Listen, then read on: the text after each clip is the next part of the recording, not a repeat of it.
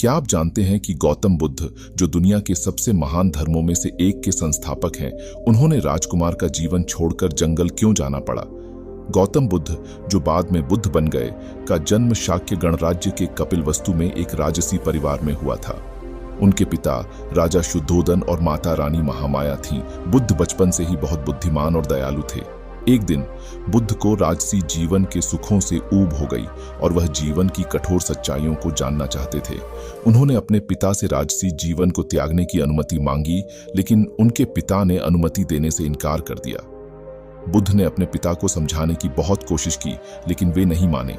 इसलिए बुद्ध ने एक रात राजसी महल को छोड़कर जंगल चले गए। जंगल में जाकर बुद्ध ने तपस्या और ध्यान करना शुरू किया। वह कई दिनों तक बिना भोजन और पानी के रहे। उन्होंने अपनी इंद्रियों को वश में किया और अपने मन को शांत किया।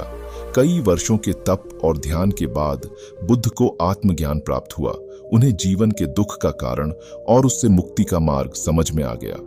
बुद्ध ने अपने आत्मज्ञान को दूसरों के साथ साझा करने का निर्णय लिया। बुद्ध ने जंगल से बाहर आकर अपने अनुयायियों को धर्म सिखाना शुरू किया। उन्होंने उन लोगों को भी मदद की जो दुखी और परेशान थे।